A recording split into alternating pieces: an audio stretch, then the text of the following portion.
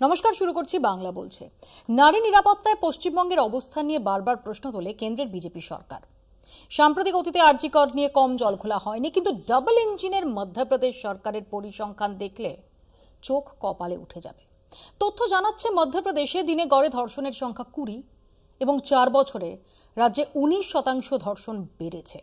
আর এই গোটা ঘটনা হয়ে থাকে মূলত আদিবাসী প্রধান এলাকায়। দেখুন, পশ্চিমবঙ্গের আইন শৃঙ্খলা নিয়ে মাথা ব্যথা কেন্দ্রের। মধ্যপ্রদেশের বিধানসভায় চাঞ্চল্যকর রিপোর্ট। মধ্যপ্রদেশে দিনে গড়ে 20টি ধর্ষণ, 4 বছরে ধর্ষণের হার বেড়েছে 19%। মধ্যপ্রদেশে 4 বছরে বেড়েছে ধর্ষণের ঘটনা। সম্প্রতি বিধানসভায় রিপোর্ট দিয়ে জানালো সরকার, 2024 সালে দিনে গড়ে 20টি ধর্ষণের ঘটনার রেকর্ড হয়েছে। এই ঘটনাগুলি মূলত আদিবাসী প্রধান এলাকাতেই ঘটেছে বলে জানা গিয়েছে। পরিসংখ্যানে প্রকাশ, 2020 সালের পর থেকে 2024 পর্যন্ত 19% বেড়েছে ধর্ষণের ঘটনা। 2020 সালে মধ্যপ্রদেশে 6134টি ধর্ষণের ঘটনা নথিবদ্ধ হয়। সেখানে 2024 সালে এই সংখ্যায় দাঁড়িয়েছে 7294-এ। নির্যাতিত মহিলাদের মধ্যে 1769 জন তপশিলি জাতিভুক্ত, 2062 জন তপশিলি উপজাতিভুক্ত, 2502 জন ওবিসি তালিকাভুক্ত এবং 869 জন সাধারণ শ্রেণীভুক্ত। একই পরিসংখ্যানে এক অত্যন্ত চাঞ্চল্যকর তথ্য মিলেছে। দেখা গিয়েছে রাজ্যে অভিযুক্তদের দোষী সাব্যস্ত করে শাস্তি ঘোষণার হার বেশ কম। 5 বছরে তপশিলি জাতিভুক্তদের ক্ষেত্রে মাত্র 23% অভিযুক্তদের দোষী সাব্যস্ত করা হয়েছে, 77%ই রেহাই পেয়েছে। তপশিলি উপজাতিদের ক্ষেত্রে 22% দোষী সাব্যস্ত হয়েছে এবং 78%কে ছেড়ে দেওয়া হয়েছে। ওবিসিদের ক্ষেত্রে দোষী সাব্যস্তের হার 21% এবং সাধারণ শ্রেণীভুক্তদের ক্ষেত্রে এই হার 18%। মধ্যপ্রদেশের বিজেপি শাসিত সরকারের দেওয়া এই রিপোর্ট পরিষ্কারভাবে জানিয়ে দিচ্ছে, ডবল ইঞ্জিন সরকারের আমলে নারী নিরাপত্তার হাল। সহজেই বোঝা যাচ্ছে বিজেপি সরকারের দাবি এবং বাস্তবে বিস্তর ফারাক। অথচ এই রাজ্যের নারী নিরাপত্তার হাল নিয়ে চিন্তার শেষ নেই কেন্দ্রের বিজেপি সরকারের। বারবার রাজ্যের বিভিন্ন ঘটনার প্রসঙ্গ তুলে তারা প্রমাণ করতে চান পশ্চিমবঙ্গের নারীরা নিরাপত্তাহীনতায় ভুগছেন। যদিও কেন্দ্রীয় সরকারি সংস্থা ন্যাশনাল ক্রাইম রেকর্ড ব্যুরোই পরিষ্কারভাবে জানায়, 2023 সালে দেশের সবচেয়ে নিরাপদ শহর এ রাজ্যের কলকাতা এবং এ রাজ্যেরই চন্দননগর কমিশনারেটের শ্রীরামপুর থানাকে দেশের প্রথম 3টি থানার মধ্যে নির্বাচিত করে স্বরাষ্ট্র মন্ত্রক। আরজি করের প্রসঙ্গ তুলে সাম্প্রতিকে বারবার রাজ্যের পরিস্থিতি নিয়ে প্রশ্ন তোলা হয়েছে দেশে বিদেশে। এমনকি অক্সফোর্ডের কেলগ কলেজে মুখ্যমন্ত্রীর বক্তৃতার সময় আরজি কর নিয়ে প্রশ্ন ওঠে। মুখ্যমন্ত্রীর মন্তব্যের মাঝেই প্ল্যাকার্ড হাতে বিক্ষোভ দেখান বামেরা। তবে সেই ঘটনাতেও নিন্দার ঝড়ও উঠেছে। কিন্তু রাজ্যের নানা ঘটনা সামনে এনে বিতর্কের ঝড় তোলা হলেও ডাবল ইঞ্জিন সরকারের বিভিন্ন রাজ্যের আসল ছবি বলে দিচ্ছে পরিসংখ্যানই। মধ্যপ্রদেশের পরিসংখ্যান সামনে আসার পর অন্তত সেই জল্পনাই বাড়ছে রাজনৈতিক মহল জুড়ে। কলকাতা টিভি। আমাদের সঙ্গে আলোচনার জন্য যারা উপস্থিত রয়েছেন পরিচয় করিয়ে দিই। তৃণমূল কংগ্রেসের পক্ষ থেকে প্রদীপ্ত মুখার্জি, বিজেপির পক্ষ থেকে কেয়া ঘোষ, কংগ্রেসের পক্ষ থেকে সন্দীপা চক্রবর্তী আমাদের সঙ্গে রয়েছেন, শাশ্বতী ঘোষ কিছুক্ষণের মধ্যেই, সুমন ভট্টাচার্য তিনিও ইতিমধ্যে আমাদের সঙ্গে যোগ দিয়েছেন এবং আমাদের সঙ্গে আর কিছুক্ষণের মধ্যেই যোগ দেবেন শম্পা সেন। আমি প্রথমে কেয়াকে দিয়ে শুরু করি। কেয়া, আমরা দেখেছি যে এ রাজ্যে শাসক দলের বিরুদ্ধে এবং প্রশাসনের বিরুদ্ধে, সরকারের বিরুদ্ধে তোমাদের অন্যতম বড় একটা অস্ত্র হচ্ছে নারী সুরক্ষা। এবং আমরা দেখেছি সেটা সন্দেশখালী হোক বা একদম সাম্প্রতিকতম আরজি কর কাণ্ড, সেটা নিয়ে তোমরা ঝড় তুলেছ। এবং জাতীয় মহিলা কমিশন তারা যতবার এই রাজ্যে এসেছেন নানা ইস্যুতে, ততবার তারা অন্য রাজ্যে গেছেন কিনা সেই সম্পর্কে আমার জানা নেই। কিন্তু মধ্যপ্রদেশ, যেখানে ডাবল ইঞ্জিন সরকার, সেখানের যে ছবিটা, সেখানে কতবার গেছে জাতীয় মহিলা কমিশন? প্রথম কথা বলি, এই যে তথ্যটা বা যে বিধানসভায় মধ্যপ্রদেশের স্বরাষ্ট্রমন্ত্রী কাম মুখ্যমন্ত্রী মোহন যাদব যেটা বলেছেন, আমি সাধুবাদ জানাচ্ছি। আর আপনি বলবেন কেন সাধুবাদ জানাচ্ছি? আমি সাধুবাদ জানাচ্ছি অন্তত সেই রাজ্যের স্বরাষ্ট্রমন্ত্রীর অন্তত সৎসাহসটুকু আছে যে সেই রাজ্যে ঘটে চলা যে ধর্ষণের ঘটনা। একটা কথা মৌপিয়া বহুবার শো করেছি, বহু চ্যানেলে শো করেছি আপনার সঙ্গে, প্রতি জায়গায় প্রতি সময় বলি, ধর্ষণের মতো ঘৃণ্য অপরাধ একজন নারী হিসেবে আমার মনে হয় আর দুটি নেই। নিশ্চয়ই খুন রয়েছে, কিন্তু ধর্ষণ এবং বিশেষ করে যদি সেই নাবালিকা হয় সে ধর্ষিতা, তার এটা নিয়ে কোনো আমার মনে হয় আমার প্যানেলে যে যারা রয়েছেন কারোর মনেই কোনো সংশয় নেই। কিন্তু এই যে স্বরাষ্ট্র মন্ত্রী তিনি যে বলছেন, এই তথ্যগুলি দিচ্ছেন এবং বলছেন কেন, যে এই তথ্যগুলির মাধ্যমে যাতে পরবর্তীকালে পুলিশি অ্যাকশন এবং কি কি বন্দোবস্ত সেগুলো হচ্ছে। আমি পুরো স্পিচটাই আমি শুনে এসেছি। আচ্ছা, আমি তার পাল্টা কিছু তথ্য দিই। প্রথম তথ্য হচ্ছে, শুধুমাত্র আমি না, এই রাজ্যের সমস্ত বিরোধীরা বলে থাকেন যে আমাদের রাজ্যের স্বরাষ্ট্রমন্ত্রী তিনি স্বরাষ্ট্র মন্ত্রক নিয়ে, যেটা তার দপ্তর রয়েছে, সেটা নিয়ে তিনি কতবার মুখ খুলেছেন সেটা বোধহয় শূন্যর কাছাকাছি, নেগেটিভও হতে পারে বা শূন্য হতে পারে, তার কাছাকাছি। আচ্ছা, এবারে আমি রাজ্যের কিছু তথ্য চলে আসছি। প্রথম কথা হচ্ছে, আমি 2000 পশ্চিমবঙ্গের ক্ষেত্রে মৌপিয়া আমাদের এখানে রেজিস্টার্ড রেপ হয়েছে 2021 বা 2022-এ 2212টি, 2022-এ হচ্ছে 2876টি, 2023-এ হচ্ছে 3376টি, এবং আর পরে কি কি মহিলাদের ক্ষেত্রে কি কি আরো ক্রাইম আছে সেগুলো বিপুল সংখ্যায়। 35,884টি মহিলাদের এগেনস্টে সার্বিক যে কোনো অপরাধ, 2022-এ 32,765টি, 2023-এ সেটা বেড়ে হয়েছে 37,212টি। আমরা কেন, যে কারণে আমরা বলছি যে এই যে মধ্যপ্রদেশ বনাম যদি পশ্চিমবঙ্গ করি, ধর্ষণ সব জায়গায় ঘৃণ্য, কিন্তু প্রশ্ন হচ্ছে সেই ধর্ষকদের বিরুদ্ধে কি ব্যবস্থা নেওয়া হচ্ছে। আমরা কিছুদিন আগেই আমরা দেখছিলাম যে এখানে জয়নগরের যে ধর্ষিতা, তার বিরুদ্ধে লোয়ার কোর্টে তার ফাঁসির সাজা শোনানো হয়েছে, ভালো লেগেছে। কিন্তু আমাকে বলুন, এই কটা গুড়াপ হয়েছে, বলছি এই কটা ফাঁসির সাজা বলবৎ হয়েছে মৌপিয়া, আমার কামদুনি মনে পড়ছে। আমি বলছি, আমি প্রসেসটাই বলে দিচ্ছি।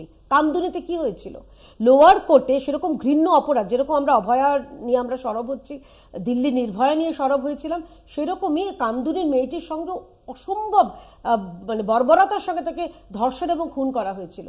লোয়ার কোর্টে তাদের সমস্ত তাদের ফাঁসির আদেশ শোনানো হলো, আপার কোর্টে তারা খারিজ।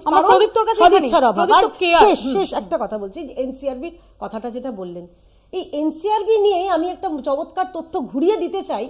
এনসিআরবির তথ্য পশ্চিমবঙ্গ থেকে যেগুলো যায় কতটা জেনুইন সেটা বলার জন্যে এই এনসিআরবি রিপোর্টে চাওয়া যায়, মানে বলা হয়েছিল যে এই রাজ্যে 2023 সালে রাজনৈতিক হিংসা, বাম্প করে 2021 সালে রাজনৈতিক হিংসার ঘটনাটি ঘটেছে মাত্র 34টি। একটি আরটিআই করে জানা গেছে যে তার মধ্যে 12টা জেলা, কিন্তু পুলিশি জেলা তারা বলেছে আমরা তথ্য দেব না, 12টা জেলা ব্যতিরেকে বাকিগুলোতে জানা গেছে 809টা 2021 সালে রাজনৈতিক হিংসার ঘটনা ঘটেছিল। তাহলে বুঝতে পারছেন যে কতগুলো রিপোর্টেড হয়, একই জিনিস খাটে মহিলাদের ক্ষেত্রে, ধর্ষণের ক্ষেত্রে।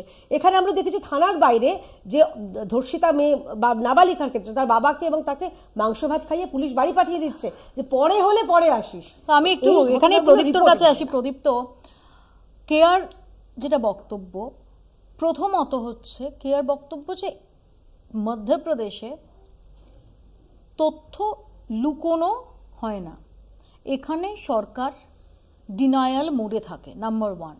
Number 2, execution. এবং এই ধরনের ঘটনা ঘটলে তাতে যে রিয়াকশন, তার নিরিখে, তার পরিপ্রেক্ষিতে কঠোর ব্যবস্থা, সেখানে প্রশাসনের সদিচ্ছা, সরকারের সদিচ্ছা। স্বাভাবিক। কেয়াদির প্রশ্নটা প্রাথমিকভাবে ছিল মানে ওই রেসপন্সিভনেস কেমন, আর কি সরকারের রেসপন্সিভনেস কেমন, কেমন ট্রান্সপারেন্সি আছে, অর্থাৎ গভর্নেন্স মডেলে দিদি প্রশ্ন তোলার চেষ্টা করলো। আর গভর্নেন্স মডেলের কনটেক্সটে দিদি বলার চেষ্টা করলো যে রাজনৈতিক সদিচ্ছা। আমার না সেই 14 সালে রামসেবক পাকিরার কথা মনে পড়ে যাচ্ছে, ছত্তিশগড়ের, বলেছে অ্যাক্সিডেন্টালি রেপ হয়, অ্যাক্সিডেন্টালি। বা কর্ণাটকের বিখ্যাত নেতা মন্ত্রী যারা বলেন যে মেয়েদের ড্রেসের জন্য রেপ হয়, কিংবা এই অজিত পাল সিং, একটু মনে করিয়ে দেবো কামদুনির, সেটা মনে করে দেবো কামদুনির ঘটনার পর তোমাদের জনপ্রতিনিধি চিরঞ্জিত, তিনিও স্কার্টের ঝুল নিয়ে, এবং তার সঙ্গে আমি সেটাই উত্তর দেবো, আমার মাথায় আছে তো এই প্রশ্নটা আসবে স্বাভাবিকভাবে।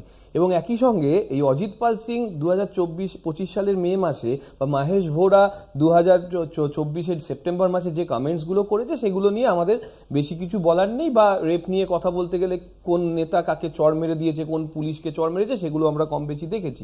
এটা হচ্ছে একটা রেসপন্সিভনেসের জায়গা, এটা একটা অ্যাটিটিউডের জায়গা।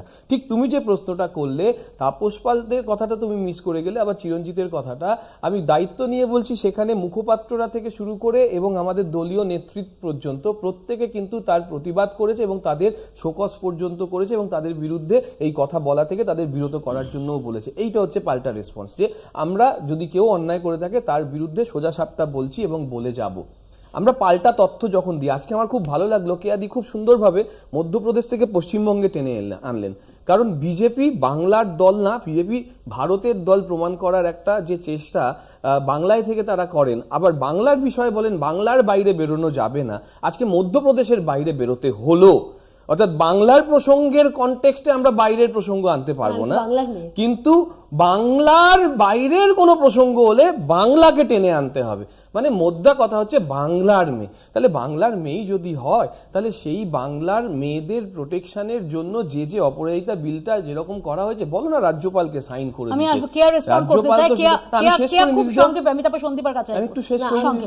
আমি একদম 10 সেকেন্ডও লাগবে না। আমার দ্বিতীয় কথা হচ্ছে যে তুমি যে 5টা কেসের কথা দিদি তোমাকে হাইলাইট করলো, সেটা রেসপন্সিভনেস নয়। জয়নগর থেকে শুরু করে গুড়াপ অবধি যে 5টা দ্রুত বিচার ব্যবস্থার মধ্যে দিয়ে আমরা শাস্তি দিতে পেরেছি, সেটা রেসপন্সিভনেস নয়। যদি রেসপন্সিভনেস হতো তাহলে এই মুহূর্তে মৌপিয়া 48,600টা ধর্ষণের মামলা এই রাজ্যে পেন্ডিং, এটা আমরা জেনেছিলাম।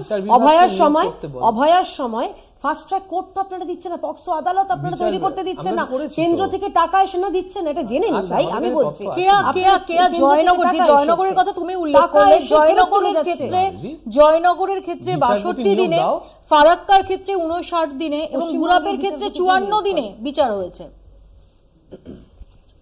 হ্যাঁ, স্বাভাবিক বিচার হয়েছে, তার কারণ পুলিশ সেখানে কোনো রাজনৈতিক, আমি খুব দায়িত্ব নিয়ে বলছি, কোনো রাজনৈতিক কোনো কানেকশন পায়নি বলে।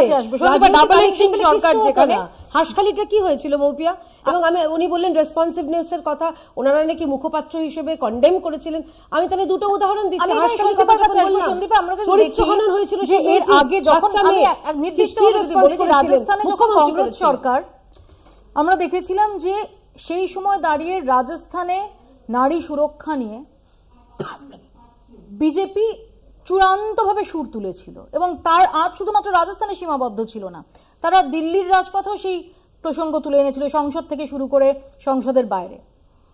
প্রশ্ন হচ্ছে যখন মধ্যপ্রদেশের পরিস্থিতি, মধ্যপ্রদেশে যেখানে ডাবল ইঞ্জিন সরকার, সেখানে এটা তথ্য। মণিপুরেও তো ডাবল ইঞ্জিনের সরকার ছিল। মণিপুরে মহিলাদেরকে নগ্ন করে প্যারেড করানো হয়েছে, তার আগে ধর্ষণও করা হয়েছিল। মণিপুরের মুখ্যমন্ত্রী, যিনি এখন ভয়ে ভয়ে রেজিগনেশন দিয়ে দিলেন বিজেপির তরফ থেকে, তারপর রাষ্ট্রপতি শাসন জারি করা হলো, সেখানে সেই মণিপুরের মুখ্যমন্ত্রী একটা ইন্টারভিউতে বলেছেন যে এরকম কেস 100টা আসছে আমাদের কাছে, 100টা কেস রেজিস্টার্ড হচ্ছে। মানে আমি জানি না, ডাবল ইঞ্জিনের সরকার তো সেখানেও ছিল, সেখানে কেন আমাদের যে লাডলি বেহনার যে প্রজেক্ট নিয়ে চলছে বিজেপি, সেই প্রত্যেকটা প্রজেক্টের যে মুখ যিনি নরেন্দ্র মোদীজি, উনি কেন সেখানে যাননি, অমিত শাহজি কেন সেখানে যাননি জানি না। রাহুল গান্ধীজি গেছেন, রাহুল গান্ধীজিকে কিভাবে ট্রিটমেন্ট দেওয়া হয়েছে আমরা দেখেছি সেখানে, তারপরেও উনি গেছেন, নিজের প্রাণের ঝুঁকি নিয়ে গেছেন। কিন্তু ওনারা দেশের যারা সর্বোচ্চ আছেন, যারা নরেন্দ্র মোদীজি, স্বরাষ্ট্রমন্ত্রী অমিত শাহজি, ওনারা যাওয়ার একবারও প্রয়োজন মনে করেননি। আমি জানি না কেন, মানে আমরা কেউই জানি না কেন। আবার সেই অর্থে আবার যদি আরেকদিকে দেখি, যখন এনসিআরবি নিয়ে কথা হচ্ছে, আমরা বহুদিন ধরে এনসিআরবির, আপনি ওয়েবসাইট খুলতে যান, শুধুমাত্র নরেন্দ্র মোদীর ছবিটা আছে, সেখানে বলছে নো ডাটা ফাউন্ড। এনসিআরবির ওয়েবসাইটে নো ডাটা ফাউন্ড। এবার এনসিআরবি এই ফেব্রুয়ারি মাসের 2025 ফেব্রুয়ারি মাসে রাজ্যসভাতে না লোকসভাতে একটা কোশ্চেন করা হয়েছিল এনসিআরবি রিপোর্টের উপর ভিত্তি করে, স্টেট ওয়াইজ কোথায় কোন কেস রেজিস্টার্ড হয়েছে, কনভিক্টেড রিপোর্ট কি, এইসব নিয়ে কিছু কি। সেখানে দেখা যাবে 2022 পর আর এনসিআরবি সেরকম ভাবে কোনো রিপোর্ট কিন্তু আমাদের হাতে নেই।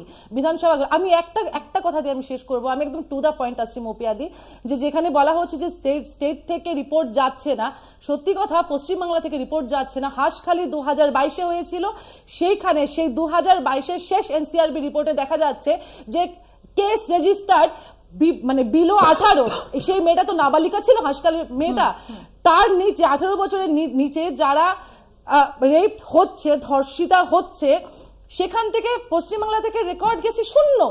মানে হাঁসখালির মেয়েটার নামও সেখানে উল্লেখ করা নেই। শাশ্বতীদির কাছে আসবো। শাশ্বতীদি, নারী সুরক্ষা এমন একটা ব্যাপার যে একটা ক্রাইম এগেনস্ট উইমেন সেটাই অত্যন্ত সিরিয়াস। নাম্বারের সত্যি তা নিয়ে নাম্বার নিয়ে তুলনামূলক আলোচনা চলে না, নাম্বারের প্রতিযোগিতা চলে না, কিছুই চলে না। তো প্রশ্ন হচ্ছে যে যখন এই রাজ্যে নারী সুরক্ষা বিষয়টাকে বিরোধীরা এত প্রবলভাবে সামনে নিয়ে আসে, বিশেষ করে বিজেপি, যদি আমরা দেখি যে সন্দেশখালী নিয়ে, সন্দেশখালীতে এরকম একটা ন্যারেটিভ তৈরি হয়ে গিয়েছিল যে সন্দেশখালীতে প্রায় একটা মুক্তাঞ্চল চলছে দুর্বৃত্তদের, এবং সেখানে মহিলাদের তাদের সুরক্ষা একদম ভুলুণ্ঠিত হয়ে যাচ্ছে, তাদের ইচ্ছে মতো যে কোনো জায়গা থেকে রীতিমতো তুলে আনা হচ্ছে, তাদের ধর্ষণ করা হচ্ছে, তাদের এক্সপ্লয়েট করা হচ্ছে, এরকম একটা ন্যারেটিভে আমরা দেখেছিলাম গোটা দেশ তোলপাড় হয়ে গিয়েছিল। গোটা দেশে আমরা দেখছিলাম হেডলাইন হচ্ছিল ফর রং রিজন এই সন্দেশখালী, গোটা দেশের টেলিভিশন চ্যানেলে আমরা দেখছিলাম সন্ধ্যের সময় এটা নিয়ে ডিবেট হচ্ছিল। মধ্যপ্রদেশ ডাবল ইঞ্জিন সরকার, সেখানে এই চেহারা না। আমি জানি না ডাবল ইঞ্জিন বা সিঙ্গেল ইঞ্জিন সরকারে মেয়েদের প্রতি অন্যায়ের কোনো মানে প্রথমত তফাৎ হয় কিনা, দ্বিতীয়ত সেইটা নিয়ে আমাদের কোনো এক্সকিউজ তৈরি করার জায়গা থাকে কিনা। আমার কাছে প্রশ্নটা অন্য। আমার কাছে প্রশ্নটা হচ্ছে একটা ঘটনাও যদি ঘটে সেটা নিয়ে আমাদের প্রতিবাদ করা দরকার। এবং আমি যেরকম মৌপিয়া আপনি 5টি ঘটনার কথা বললেন গত 1 বছরের মধ্যে হয়েছে, যেটা 69 দিন বা 72 দিনে যেটা রায় হয়েছে, কিন্তু আমি তার পাশাপাশি কামদুনি বা পার্কস্ট্রিটের ঘটনা বলবো, আমি তার পাশাপাশি কাটোয়ার ঘটনা বলবো, যেটায় যে সমস্ত ঘটনায় কিন্তু এখনো রায় হয়নি। ঘটনায় ভার্ডিক্ট হয়েছে এবং তারা সাজাপ্রাপ্ত হয়েছে, এমনকি যে ফেরার ছিল সেও 2016 সালের অক্টোবরে অ্যারেস্টেড হয়েছে। কিন্তু তারপরে তো ওটা এতে গিয়েছে, আবার উল্টানোর জন্য রিভিউ পিটিশন তো দাখিল হয়েছে। আমার কাছে অন্য প্রশ্ন, আমার কাছে প্রশ্ন হচ্ছে এনসিআরবির তথ্য সংগ্রহের ধরন নিয়ে প্রশ্ন। প্রথম কথা হচ্ছে যে এইটা সত্যি আমি জানি না, কারণ মাঝে আমি করেছিলাম যে যেটা স্টেট থেকে বলা হয়েছিল ডেটা দেওয়া হবে না, মাঝে এটা কথা হয়েছিল।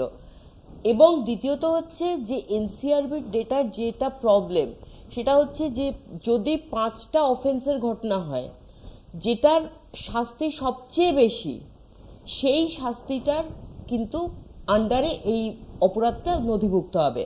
অর্থাৎ যদি সেখানে ধর্ষণের সঙ্গে হত্যা থাকে তাহলে ধর্ষণটা আসবে না, হত্যার মধ্যে এটা যাবে। এটা হচ্ছে এনসিআরবির তথ্যের আমরা যারা কাজ করেছি একটা বড় সমস্যার জায়গা, যে সেটা এক্সক্লুসিভলি কোন জায়গাটাকে আলাদা আলাদা করে ধরা হয় না।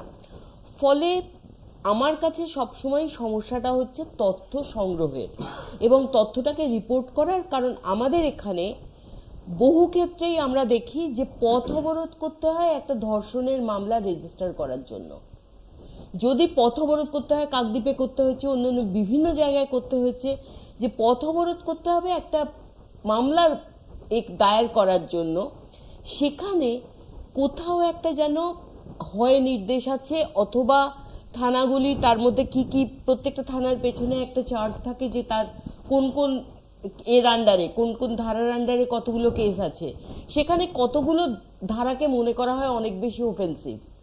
ফলে সেই ধারাগুলোর মধ্যে চেষ্টা করা হয় কমিয়ে রাখার।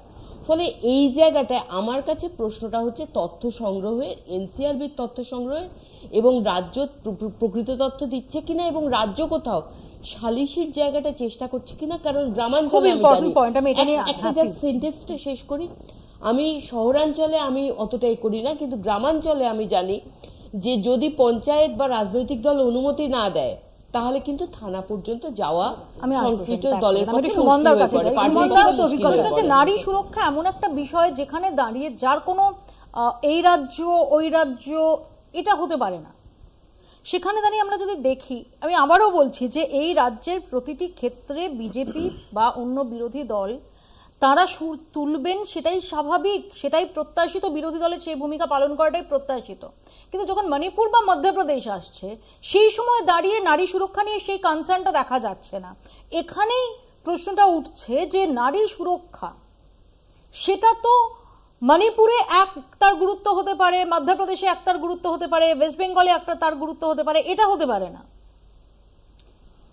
দেখুন মৌপিয়া, প্যানেলে যেহেতু আমি একমাত্র পুরুষ, না প্রদীপ্ত আছে, প্রদীপ্ত আছে, সরি আমি সঙ্গী আছে, যেখান থেকে কংগ্রেসের মুখপাত্র শেষ করেছিলেন এমডি, সেখান থেকে ধরি দেখুন, প্রিয়াঙ্কা গান্ধী একটা খুব দামি কথা বলেছিলেন যে আপনি কিভাবে একটা ঘটনাকে দেখবেন। সেটা হচ্ছে যে আপনাকে রাজ্য বা স্টেট বা সিস্টেম সেটাকে আড়াল করতে চাইছে, সে দোষীদেরকে সাজা দিতে চাইছে, না দোষীদেরকে আড়াল করতে চাইছে। এটা হচ্ছে মূল পয়েন্ট। এটা উনি উন্নাওয়ের সময় বলেছিলেন। এটা আমার ভাল লাগলো যে মধ্যপ্রদেশ থেকে ব্যাপারটা মণিপুরে শিফট করে গেছে। তাহলে কেন্দ্রের শাসক দলের পক্ষে অন্তত নারী সুরক্ষা নিয়ে অন্তত কিছু কথা বলা উচিত নয়। কারণ মণিপুরে ঠিক কী হয়েছে, কেন হয়েছে, তার কেউ আমরা জানি না। বোধহয় কেউ একটা বলছিলেন যে মণিপুরের চিফ মিনিস্টার বলেছিলেন যে কত রেকর্ড করব, মানে রেকর্ডের বাইরে চলে গেছে। এবারে যদি আমি পয়েন্টটাতে আসি, সেটা হচ্ছে দেখুন, আমরা যখন কোনো স্ট্যাটিস্টিক্সকে দোষ দিতেই পারি যে এনসিআরবি পশ্চিমবাংলায় ডেটা পাচ্ছে না। কি করে এটা নিশ্চিন্ত হওয়া গেল যে মধ্যপ্রদেশে সব ডেটা পেয়েছে? কি করে এটা নিশ্চিন্ত হওয়া গেল মহারাষ্ট্রে সব ডেটা পেয়েছে? কি করে এটা নিশ্চিত হওয়া গেল গুজরাটে সব ডেটা পেয়েছে? তো এনসিআরবি আমার কাছে যা গিভেন স্ট্যাটিস্টিক্স আছে আমি সেটার উপরে আলোচনা করব, এবং সেটাতে এটা অবশ্যই মাথায় রাখবো আমরা যে একজন মহিলাকে যখন ওই এফআইআর লজ করতে যেতে হয়, তিনি 12 বা 14 কিলোমিটার শুধু অতিক্রম করেন না, তিনি আসলে তার আজন্মের লালিত সংস্কার সবকিছুকে অতিক্রম করেন। এবং সেটা পশ্চিমবঙ্গের ক্ষেত্রে যেমন সত্যি, অনেক পারিবারিক এবং সামাজিক প্রতিবন্ধকতা সেটাকে পেরিয়ে তাকে যেতে হয়। পারিবারিক, সামাজিক, ধর্মীয় সমস্ত কিছু প্রতিবন্ধকতাকে তাকে অতিক্রম করতে হয়। এবং সেটা পশ্চিমবঙ্গের ক্ষেত্রে যদি সত্যি হয়, সেটা উত্তরপ্রদেশের ক্ষেত্রেও সত্যি, সেটা বিহারের ক্ষেত্রেও সত্যি, সেটা গুজরাট বা রাজস্থানের ক্ষেত্রেও সত্যি, এবং সেটা যে কোনো দলের শাসন ব্যতিরেকে সত্যি। আপনি যেটা বলছিলেন, রাজস্থানে যখন অবধি বিজেপি আসেনি তখন যতটা কংগ্রেসকে আক্রমণ করা হচ্ছিল নারীদের সুরক্ষা নিয়ে, রাজস্থানে বিজেপি আসার পর আপনি যদি ক্রাইম রেট দেখেন তাহলে আপনার খুব উন্নতি হয়েছে বলে মনে হবে না। কিন্তু আবারও আমি বলছি যে আপনি যদি মূল সমস্যাটাকে আপনাকে দেখতে হয় এই জায়গা থেকে যে আপনি আড়াল করতে চাইছেন না আপনি সাজা দিতে চাইছেন। সেটা যে বিজেপি যখনই এ ধরনের কথা বলবে, বিজেপিকে সবসময় তখন ব্রিজভূষণের কথা মাথায় রাখতে হবে। ব্রিজভূষণ যতদিন না জেলের ভেতরে যাবে ততদিন আপনাকে সবসময় আপনি বাকি যা ন্যারেটিভ সাজাতে চাইবেন তার কিন্তু কাউন্টার ন্যারেটিভ থাকবে। খুব ইম্পর্টেন্ট কথা বলেছেন। একটা ছোট্ট বিরতির পর আমি আসবো, সন্দীপাও কিছু বলতে চাই, কেয়াও রেসপন্ড করতে চান, এবং সম্পাদির কাছেও আমি যাব। ছোট্ট বিরতি নিচ্ছি, বিরতির পর ফিরছি, দেখতে থাকুন বাংলা বলছে। ফিরে এলাম বিরতির পর, আপনারা দেখছেন বাংলা বলছে। আমরা সার্বিকভাবে একবার দেশের চিত্রটাও দেখে নেওয়ার চেষ্টা করি। দেখুন, দেশের নারী নিরাপত্তার হাল হাকিকতও খুব আলাদা নয়। নারীদের সামাজিক অবস্থানের কথা বাদ দিলেও পরিসংখ্যান বলছে রাস্তাঘাটে বা কর্মক্ষেত্রে কিন্তু প্রায়শই হেনস্থার শিকার হচ্ছেন ভারতীয় মহিলারা। জর্জটাউন ইনস্টিটিউটের women peace and security index অনুসারে 177টি দেশের মধ্যে ভারতের স্থান 128 নম্বরে। 2017 থেকে 2022 সালের মধ্যে প্রতিদিন গড়ে 86টি ধর্ষণের মামলা রুজু হয়েছে। তার মধ্যে 82টি ক্ষেত্রেই ধর্ষক নির্যাতিতার পূর্ব পরিচিত। ন্যাশনাল ক্রাইম রেকর্ডস ব্যুরো তথ্য বিশ্লেষণ করার পর হিসেব বলছে দেশে প্রতি ঘন্টায় 4টি করে ধর্ষণের মামলা দায়ের হয়। এর ভিতরে 3টি মামলায় অভিযুক্ত ধর্ষিতার পূর্ব পরিচিত। ন্যাশনাল ক্রাইম রেকর্ডস ব্যুরোর তথ্য অনুযায়ী 2017 থেকে 2022 সালের মধ্যে ভারতে মোট 1,89,000 ধর্ষণের ঘটনা ঘটেছে। নির্যাতিতার সংখ্যা 1,91,000। এদের মধ্যে 1,79,000 মামলায় ধর্ষক নির্যাতিতার পূর্ব পরিচিত। 9,670টি মামলায় ধর্ষককে চিনতেন না নির্যাতিতা। ভারতে 18 থেকে 30 বছরের মহিলারাই সবচেয়ে বেশি ধর্ষণের শিকার। এনসিআরবির রিপোর্ট অনুযায়ী প্রতিদিন যে 86টি ধর্ষণের মামলা দায়ের হয়েছে তার মধ্যে 52টির ক্ষেত্রে নির্যাতিতার বয়স 18 থেকে 30 বছরের মধ্যে। বাকি 35টি ধর্ষণের ক্ষেত্রে বয়সের বিভেদ রয়েছে। ন্যাশনাল ক্রাইম রেকর্ডস ব্যুরোর তথ্য জানাচ্ছে গড়ে প্রতিদিন একজন করে মহিলা কর্মক্ষেত্রে যৌন হেনস্থার শিকার হয়। 2014 সাল থেকে এনসিআরবি কর্মক্ষেত্রে যৌন হেনস্থার মামলা সংক্রান্ত তথ্য সংগ্রহ করতে শুরু করে। 2014 থেকে 2022 মধ্যে কর্মক্ষেত্রে 4,231 জন মহিলা যৌন হেনস্থার অভিযোগ করেন। 2014, 2015 এবং 2016 সালে এনসিআরবি রিপোর্ট অনুযায়ী সহকর্মীর হাতে ধর্ষিতা 1,795 জন মহিলা। তবে শুধু অপরাধ বা ধর্ষণই নয়, কন্যাভ্রূণ হত্যাও এদেশে সমানভাবে জারি, যা মহিলাদের বিরুদ্ধে অপরাধেরই একটি অংশ। 1986 থেকে 2016 এই 30 বছরে 1,35,00,000 কন্যা জন্মের আগেই মারা গিয়েছে ভারতে। 1994 সালে আইন করে দেশে ভ্রূণের লিঙ্গ নির্ধারণ বন্ধ করে সরকার। তবে সেই নিষেধাজ্ঞায় যে তেমন কিছু হেরফের হয়নি তা স্পষ্টই বোঝা যায় উপরের পরিসংখ্যান থেকে। ইতিমধ্যে আইনের বিষয়ে প্রশ্ন তুলে নয়া আইনের প্রস্তাব দিয়েছে আইএমএ।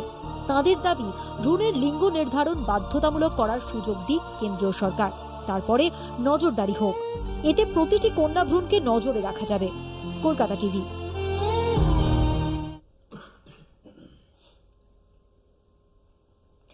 আমি সম্পাদির কাছে আসবো। সম্পাদি আমরা যেভাবে দেখতে পেলাম যে মধ্যপ্রদেশের ক্ষেত্রে, মণিপুরের ক্ষেত্রে, সেখানে কিন্তু এইভাবে আমরা সুর চড়াতে দেখি না। সেখানে যারা ক্ষমতায় রয়েছেন সে বিজেপিকে, বরং সেখানে আবার ডিনায়াল মোড। এটা কি একটা প্রবণতা যে শাসকের, অর্থাৎ নিজে যার দায়িত্বে যে শাসক রয়েছেন, যেই শাসক হন না কেন, তার প্রবণতা এই ডিনায়াল মোডে থাকা? হ্যাঁ, এটা তো অত্যন্ত একটা মানে ভয়ানক, আপত্তিজনক একটা দিক। দেখো মৌপিয়া, আমি একটা কথা বলতে চাই। আজকে আমরা আলোচনাটা করছি বাংলা টেলিভিশন চ্যানেলে বসে, এবং এখানে দেশের পরিপ্রেক্ষিত যেমন উল্লেখ করা দরকার, তেমন ভাবে আমাদের রাজ্যের পরিপ্রেক্ষিত হয় উল্লেখ করা দরকার। তার কারণ আজকে যদি আমরা এনসিআরবি ডেটার দিকে নাও তাকাই, যে মানুষ এনসিআরবি ডেটা গুগল করে দেখবেন না, তেমন মহিলার কাছেও গিয়ে যদি আমরা রাজ্যের বা দেশের, যারা দেশের সম্পর্কে কোনো ধারণাও নেই, তাদের যদি নারী নিরাপত্তা বা নারীদের অবস্থা এখন কেমন, ধর্ষণের প্রসঙ্গ ইত্যাদি তোলা হয়, তাহলে যে পারসেপশনটা আছে সেটা কিন্তু ভয়ঙ্কর। যে কোনো মানুষের কাছে গেলেই কিন্তু আমরা সেই পারসেপশনের ছবিটা উঠে আসে। তো অন্যান্য রাজ্যের ক্ষেত্রে মানুষের অধিকারের আন্দোলন বা দাবি বা নারী সুরক্ষার প্রশ্নে বহুদিন থেকে যে সচেতনতার প্রসঙ্গ, সেগুলো হয়তো অন্যান্য রাজ্যের ক্ষেত্রে অনেকটা কম, যেখানে পশ্চিমবঙ্গ অনেক এগিয়ে ছিল, অনেক আগে থেকেই অনেক এগিয়ে ছিল। স্বাধীনতারও আগে থেকে আমি বলবো নারীদের অগ্রণী ভূমিকা ছিল স্বাধীনতা সংগ্রামের ক্ষেত্রেও। সুতরাং বাধাগুলো এখানে সংস্কার বা জাতপাতের সমস্যা, এগুলো কম্পারেটিভলি অনেক কম অন্যান্য জায়গায়। ফলে পশ্চিমবঙ্গ থেকে আমাদের একটা এক্সপেকটেশন বা নারীদের এখানে অনেক বেশি আমরা আউটস্পোকেন হতে দেখি সাধারণত। তাহলে এখানে যখন অপরাধের সংখ্যা বেড়ে যায় এবং অপরাধ যখন একটা ভয়ঙ্কর মাত্রায় চলে যায়, কামদুনি ঘটনার আলোড়নের পরেও আরজি করের মতন ঘটনা ঘটে যায় এবং পর বহু কেসের কোনো সমাধান হয় না, বহু কেসে অপরাধীরা ছাড়া পেয়ে যায়, তখনই মানুষের এইরকম একটা পারসেপশন তৈরি হয় যে মেয়েরা সুরক্ষিত নেই।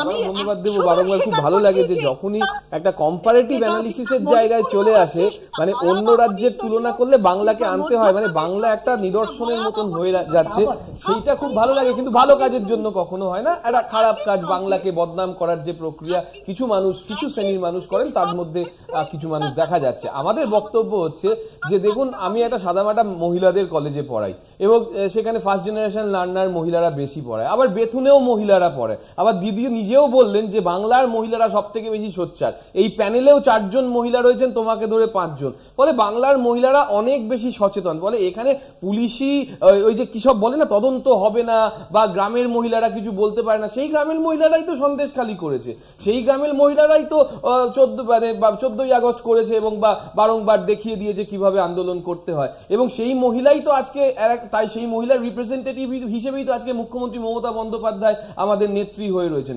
মুশকিলটা হচ্ছে যে আপনি উন্নাও হাতরাসকে ছেড়ে কোনো মতে বাংলায় নিয়ে আসতে পারলে আপনার যে এজেন্ডা, সেই এজেন্ডাটা সেফ হয়ে যাবে। আপনি বিজেপির বিরুদ্ধে কিছু বলবেন না, এবং বিজেপির বিরুদ্ধে বললে আপনার ভয় আছে যে ঠিক আগে রেজিমেন্টেড পার্টির মতন যে ফোন চলে যেত, আরে সাবধান, কিন্তু আপনি কিন্তু সরকারি চাকরি করেন। আমার সম্পাদিত কাছে এখানে প্রশ্ন, সম্পাদিত আপনি কি, আমরা কালকে দেখলাম যে যখন মুখ্যমন্ত্রী অক্সফোর্ডে তার বক্তব্য রাখছেন, সেই সময় দাঁড়িয়ে একাধিক ইস্যু নিয়ে সেখানে বিক্ষোভ দেখালেন। গুটিকয় পরবর্তীকালে এসএফআই এর তরফ থেকে বলা হয়েছে যে তারা এসএফআই ইউকের সদস্য, যার মধ্যে অন্যতম ছিল নারী সুরক্ষা, বিশেষ করে আরজি কর প্রসঙ্গ টেনে। কিন্তু যখন মণিপুর নিয়ে হয়, মণিপুর নিয়ে কটা জায়গায় এরকম বিক্ষোভ দেখাতে দেখা গেছে। মধ্যপ্রদেশের এই ডেটা, সেটা নিয়ে কটা জায়গায় বিক্ষোভ দেখাতে দেখা গেছে। অবশ্যই বিক্ষোভ দেখানো তো উচিত, অবশ্যই বিক্ষোভ দেখানো উচিত, এবং আমার প্রশ্ন হচ্ছে নিশ্চয়ই সেই বিক্ষোভ বিভিন্ন জায়গাতে নানান ন্যারেটিভে নানান ক্ষেত্রে উঠে এসেছে। সম্ভবত দেখুন, এখানে ওটা একটা ইন্টারেক্টিভ সেশন ছিল, সেইখানে আমি উপস্থিত ছিলাম না, আমরা সকলেই সেই ভিডিও দেখেছি। ইন্টারেক্টিভ সেশনে অনেক প্রশ্ন উত্তর আসে এবং আমাদের মুখ্যমন্ত্রী সেটা অত্যন্ত খুব ভালোভাবে সেটাকে ট্যাকল করেছেন, তিনি তার উত্তর দিয়েছেন, সেই নিয়ে আমার বলবার কিছু নেই। কিন্তু তারা কি প্রশ্ন করেছেন আর কি করেননি, অবশ্যই প্রশ্ন তো করা উচিতই। মণিপুরে কি মহিলারা সুরক্ষিত আছেন? একেবারেই নয়। অন্যান্য দেশে, অন্যান্য প্রদেশে কি সুরক্ষিত আছেন? একেবারেই নয়। তবে কে কি প্রশ্ন করেছে? এই যে আমেরিকায় গেলেন প্রধানমন্ত্রী, আমেরিকায় কি এসএফআই এর ইউনিট নেই? হ্যাঁ, সরি, আমেরিকায় এসএফআই এর ইউনিট নেই? আমি না ঠিক শুনতে পাচ্ছি না। আমেরিকায় এসএফআই এর ইউনিট নেই?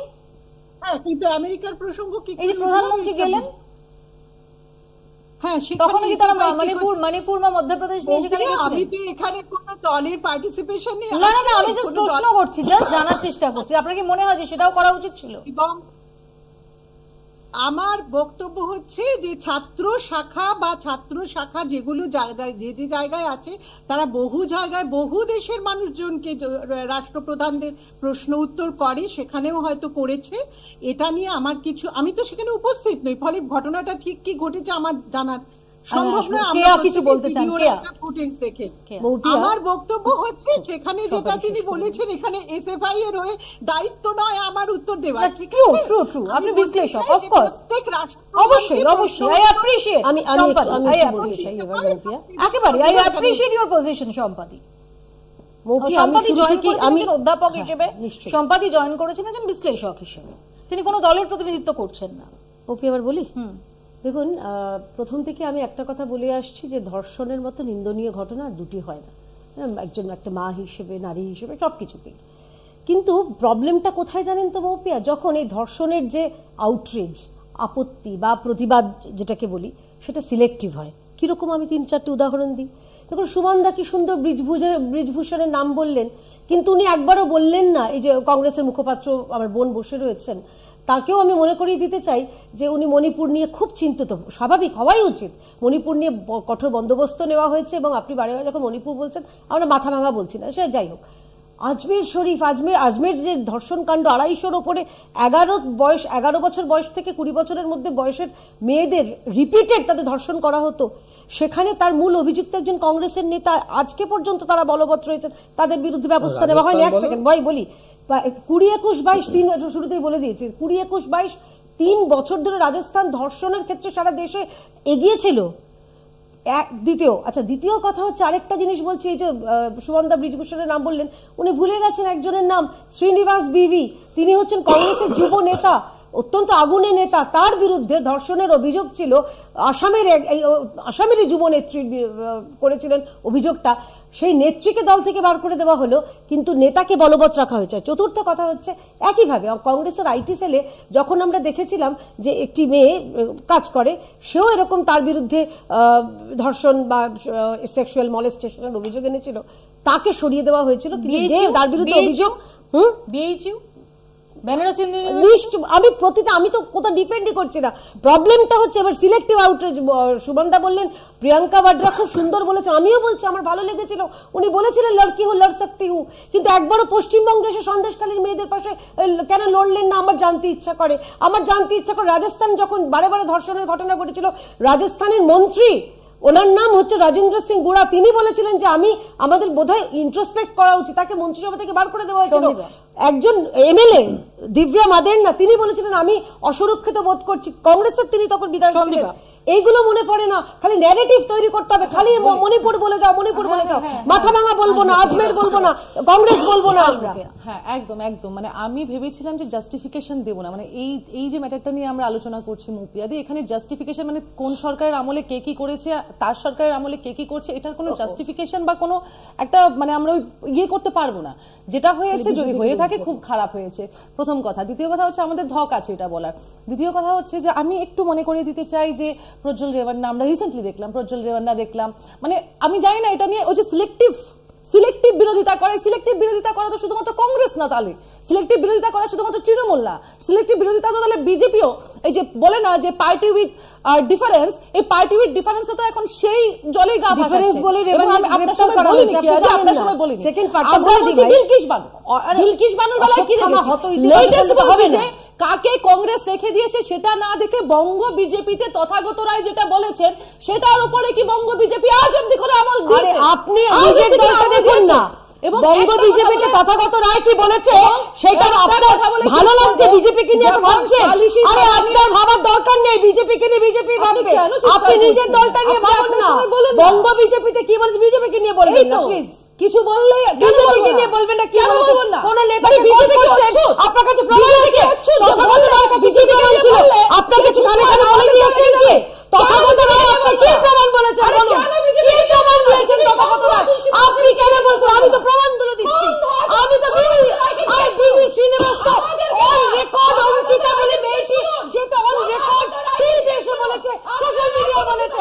আর আপনার কাছে কি প্রমাণ রয়েছে? শুধুমাত্র বিজেপি আপনাদের বিভিন্ন রাজ্য থেকে হটিয়ে দিয়েছে, সরিয়ে দিয়েছে বলে বিজেপির উপর এত রাগ।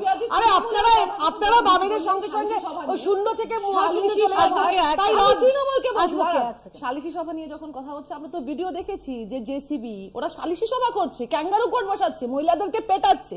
শুধু সেটা নয়, এই যে হাঁসখালি ঘটনাটা যখন বললাম মৌপিয়াদি, তখন মমতা ব্যানার্জি একমাত্র, তখন অব্দি একমাত্র মহিলা মুখ্যমন্ত্রী গোটা দেশের মধ্যে, মমতা ব্যানার্জি সেই হাঁসখালির মেয়েটাকে নিয়ে নানান রকমের মন্তব্য করেছে।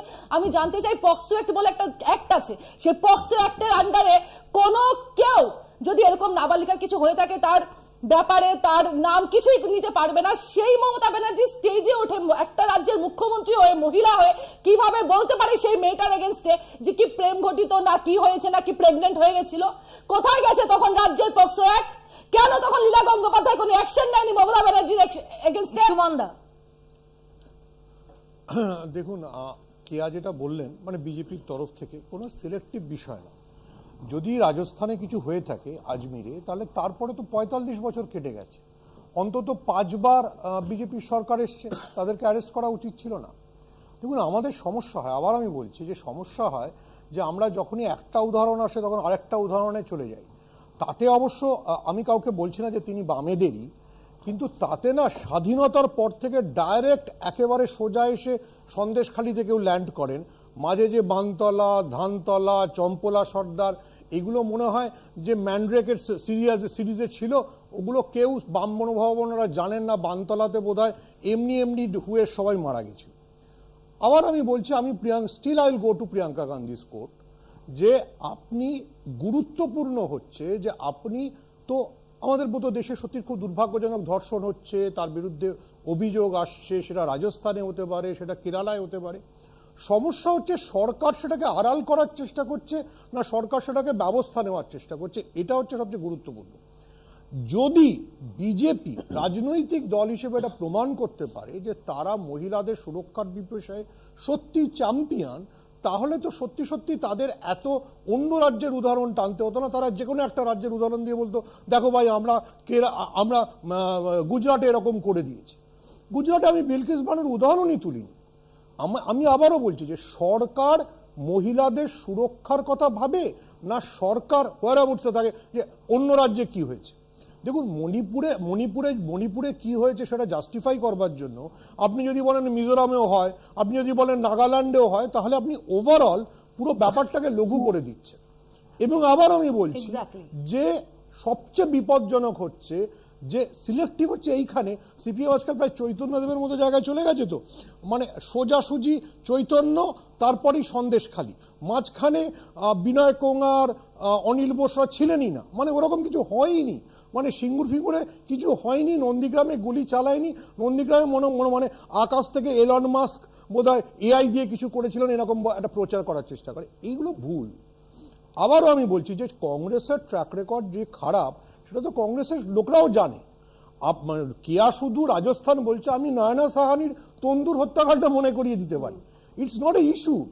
ইস্যুটা হচ্ছে যে তন্দুর হত্যাকাণ্ডর পরে কংগ্রেস ব্যবস্থা নিয়েছিল, ব্রিজভূষণের ক্ষেত্রে ব্যবস্থা নেওয়া হয়নি, এইটা হচ্ছে কোয়েশ্চন। তার বিরুদ্ধে কোর্টে কেস চলছে। যেই মেয়েটি যে প্রধান অভিযোগকারিনী, সে বলেছে আমাকে চাপ দিয়ে করানো হয়েছিল এবং কেস চলছে। ব্রিজভূষণকে কোনো রকম ভাবে কেউ শিল্ড করছে না, সেফগার্ড করছে না। সুমনদা, আপনি যেখানে যে কথাটা বলছেন, আমি একই কথা বলছি যে সিলেক্টিভ।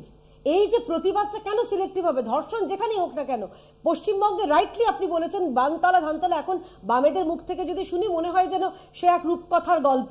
আদৌ এই রাজ্যে এরকম কোনো ঘটনাই ঘটেনি, আমি একদম আপনার সঙ্গে সহমত। কিন্তু তার সঙ্গে এটাও আমাকে মানতে হবে যে এই পশ্চিমবঙ্গে 2011 থেকে ক্রমাগত এই পার্ক স্ট্রিট, মৌপিয়া সব থেকে বেশি সরব হয়েছিল ওই পার্ক স্ট্রিটের ঘটনা নিয়ে। আমার মনে আছে সুজেটকে ইন্টারভিউ করেছিলেন আপনি।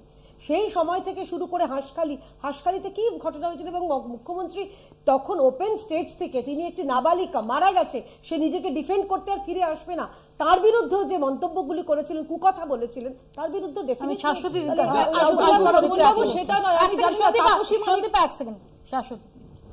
না, এইটা হচ্ছে সমস্যা যে আমরা যারা বিভিন্ন সময় বানতলা ধানতলা থেকে শুরু করে কামদুনি বা আজকে আরজিকর পর্যন্ত একভাবে প্রতিবাদ জানিয়ে আসছি, আমাদের পরিসরগুলো এত কমে যাচ্ছে এবং সেখানে যারা রাজনীতি করেন তারা একটা বিশেষ সময়কে, যেরকম সিপিএম একটা সময় বলতো খালি 72 থেকে 77-এর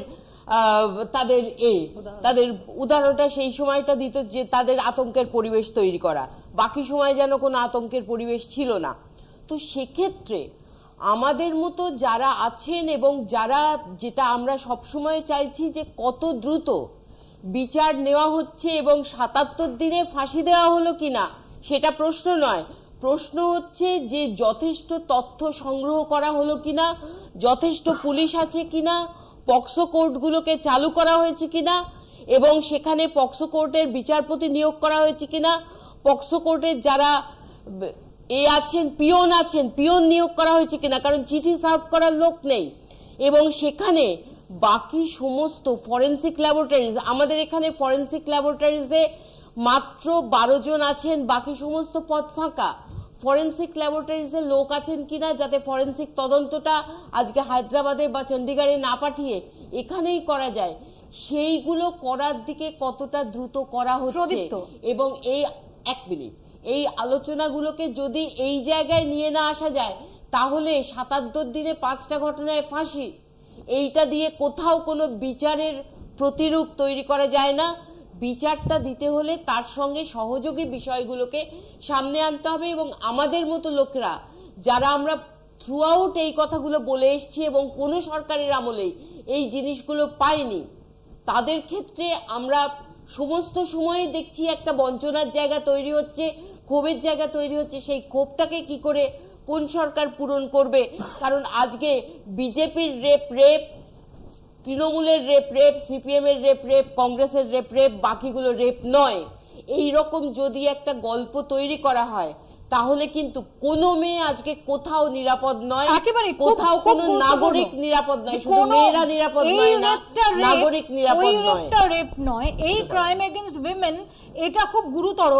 এই ক্রাইম এগেইনস্ট উইমেন সেটা গুরুতর নয়। এই রাজ্যে এটা ভীষণ সিরিয়াস, ওই রাজ্যে সিরিয়াস না, এটা হতে পারে না। প্রদীপ্ত, এটা হতে পারে না। একদম মনুবাদী সংস্কৃতি চর্চা যদি যারা করবেন তারা এরকম ভাবেই ভাবতে পারেন। কিন্তু মুশকিল হচ্ছে দিদি একদম যথার্থ তুলে ধরেছেন যে সহযোগী বিষয়গুলো তুলে ধরা দরকার, তাহলে এম্পাওয়ারমেন্টের বিষয়টাও সেখানে খুব সুন্দরভাবে আসে। যে কন্যাশ্রী থেকে শুরু করে সবুজ সাথী প্রকল্পের মাধ্যমে যারা গ্রামে গঞ্জে মহিলাদের ক্ষমতায়ন নিয়ে ঘুরে বেড়েছেন বা সেলফ হেল্প গ্রুপ, তারা জানেন যে সেখানে এম্পাওয়ারমেন্ট কিভাবে হতে পারে। আমি যে কলেজগুলোর কথা বলছিলাম, যেমন হিরালাল মজুমদার কলেজ A+ পেয়েছে, ন্যাক দিয়েছে, বেতুন A+ পেয়েছে, ন্যাক দিয়েছে।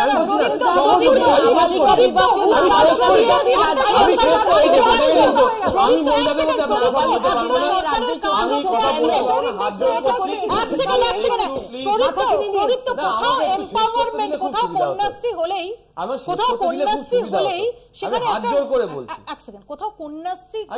কন্যাশ্রী ডেফিনেটলি খুব ভালো কাজ। আমি কি বলার চেষ্টা করছি, আমার উত্তরটাই তো আমাকে বলতে দাও। তার মানে এটা নয় যে তাহলে যে কোনো নারী সুরক্ষা সংক্রান্ত বিষয় সেখানে অবান্তর হয়ে যায়।